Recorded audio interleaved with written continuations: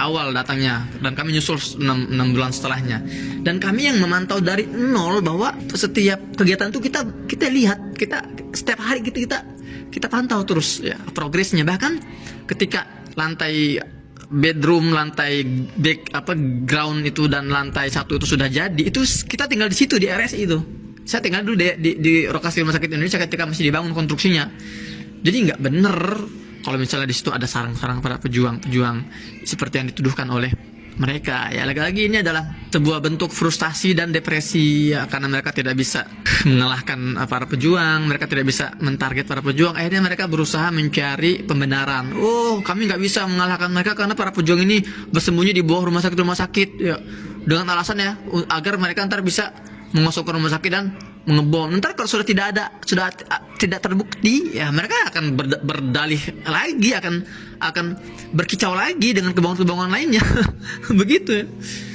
Ya Allah ya, saya jadi kasihan aja teman-teman WNI yang ada di RSI sana itu, yang ada di Rumah Sakit Indonesia itu kan ya, terus mendapatkan teror ya, serangan-serangan gitu. Ya Allah, itu teman-teman kurang lebih saya hari ini ingin klarifikasi, karena ada banyak teman-teman ya yang minta saya untuk menjawab masalah ini. Bener gak RSI itu dijadikan sarang teroris atau lokasi bersembunyian para pejuang Gaza ya? Dan itu jawabannya jelas nggak bener. Oke, beralih ke topik selanjutnya, saya mau bicara tentang kenapa sampai sekarang Mas Husain belum keluar gitu ya. Jadi gini teman-teman, ada kesepakatan ya antara Mesir, ya, Israel, Amerika dan pihak Gaza ya untuk membuka pintu perbatasan Rafah untuk beberapa fungsi. Pertama, untuk memasukkan truk-truk bantuan dari luar ke Gaza. Itu pertama. Kedua, juga untuk membiarkan akses keluar untuk warga negara asing, terutama warga negara Amerika gitu ya, yang terjebak di jalur Gaza.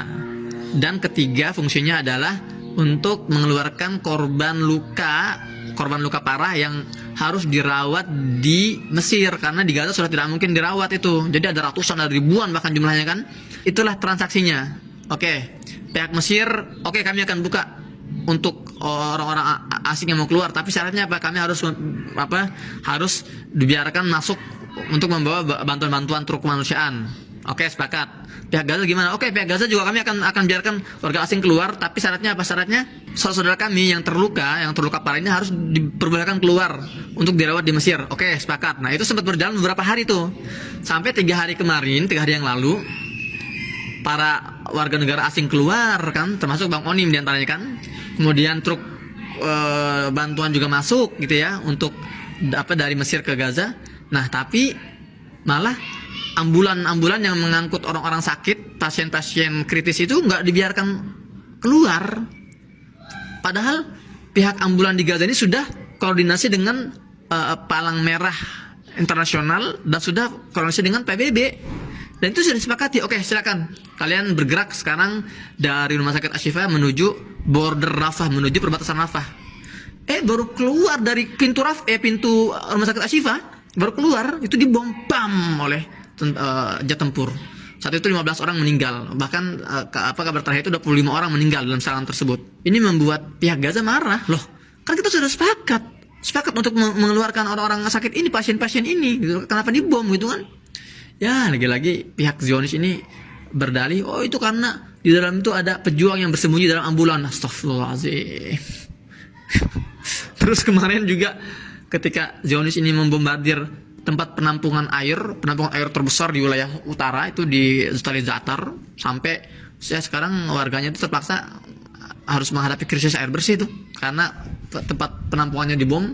Apakah itu juga berarti ada pejuang yang ngumpet di penampungan air itu? Terus kemarin juga pabrik roti terbesar di Gaza namanya Mahbas Ailat, yang sekarang itu menjadi andalan warga Gaza untuk mendapatkan roti. Roti ini kan di Gaza ini kan bahan pokok ya. Kalau kita itu kan nasi ya di Indonesia. Kalau di Gaza kan roti.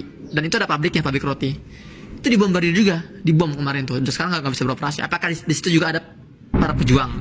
Tuh, ledakan tuh. Apakah di situ ada pejuang juga? Nggak ada. Jadi orang semuanya adalah kebohongan. Mereka frustasi, mereka sudah tidak bisa menemukan target mereka. Akhirnya mereka membombardir secara masif gitu kan. Ingin menciptakan kelaparan, ingin menciptakan kehausan, menciptakan krisis kemanusiaan dengan dalih bahwa mereka mentarget para pejuang. Ya Allah, ini ada sesuatu yang sangat Keji sekali, keji gitu loh. Makanya kemarin itu 2 hari ini sempat pihak Gaza ini menutup akses border Rafah untuk warga negara asing, termasuk saya juga gitu kan. Kenapa? Karena mereka menuntut, kalian orang-orang asing enak aja keluar, kenapa kami nggak bisa mengeluarkan korban luka kami? Dan itu saya maklumi, oke lah, kalau itu saya nggak akan keluar, karena saya juga nggak enak saya keluar sementara korban-korban luka itu nggak dikeluarkan gitu kan. Ya nggak fair lah. Makanya alhamdulillah hari ini, sore ini, saya tadi mengikuti follow up berita, sudah diperbolehkan keluar beberapa ambulan, dan juga beberapa warga negara asing pun juga sudah ada yang keluar gitu kan. Nah, saya masih nunggu saya nih, kapan giliran saya gitu kan. Kalau hasil dari update terbaru sih kemungkinan besok ya. Besok ini artinya hari Selasa tanggal 7. Apakah saya bisa keluar atau enggak, Allah alam. Doakan aja semoga saya bisa keluar. Ya Allah, Ustaz kenapa keluar? Kabur dari pertempuran. Terserah nanti mau ngomong apa ya.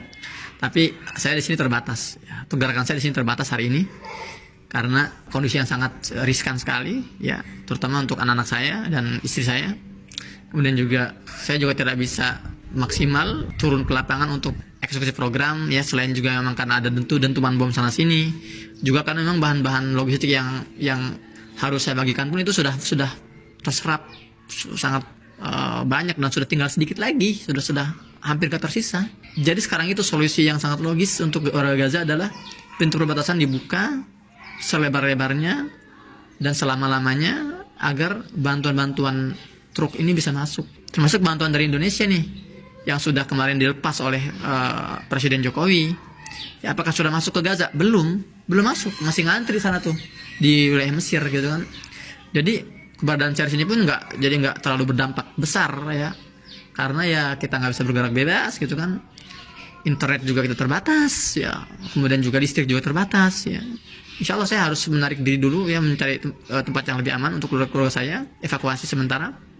Kalau sudah kondusif situasinya, insya Allah saya akan kembali melanjutkan perjuangan di Gaza Palestina. Jadi saya di Gaza bukan sebagai seorang kombatan ya, bukan seorang pejuang yang mengangkat senjata otomatis gitu kan. Karena saya sekarang tidak diperlukan untuk masalah itu ya, mereka nggak perlu saya gitu kan. Maka ya tugas saya adalah yang menyampaikan informasi seperti ini dan terus koordinasi dengan pihak Indonesia untuk mengetahui kondisi terkini di Gaza Palestina. Ya itu teman-teman yang bisa saya sampaikan sore hari ini. Kurang lebihnya saya mohon maaf kalau ada kata-kata yang kurang pas. Saya mohon pamit. Saya Muhammad Hussein di Gaza Palestina. Sampai jumpa di konten selanjutnya. Assalamualaikum warahmatullahi wabarakatuh.